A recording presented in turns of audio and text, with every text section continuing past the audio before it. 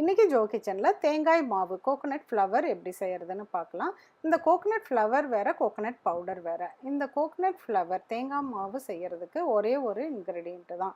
இது வந்து 2 கப்பு துருவின தேங்காய் எடுத்திருக்கேன். அது கொஞ்சமாக தண்ணி ஊற்றி தேங்காய் பால் புழிஞ்சு தேங்காய் பாலை தனியாக வச்சுக்கணும். தேங்காய் பால் நமக்கு தேவையில்லை.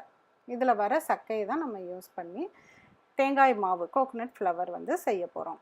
இப்போ இந்த கோகோனட் சக்கையை ஒரு பரத்தில் ஒரு சின்ன தட்டு அந்த மாதிரி எடுத்துகிட்டு நல்லா ஸ்பூனில் வந்து பரப்பி விட்டுக்குங்க.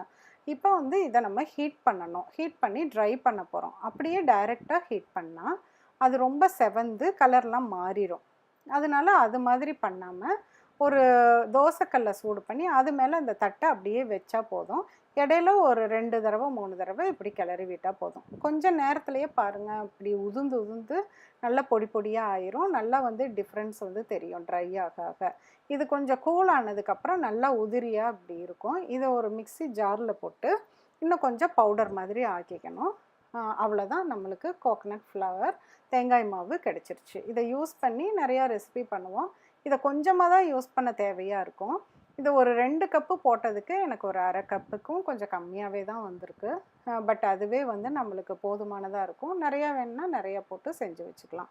இது ஒரு ஏர்டைட் கண்டெய்னரில் போட்டு ஃப்ரிட்ஜில் இல்லாட்டி ஃப்ரீசரில் வச்சு யூஸ் பண்ணிக்கலாம். அந்த கோகோனட் மில்கில் கொஞ்சம் ஏலக்காய் பொடி போட்டு அதை வந்து குடிச்சிக்கலாம். ஃபீட்பேக்கை கமெண்ட் பாக்ஸில் சொல்லுங்கள். Please like and subscribe my channel. Thank you.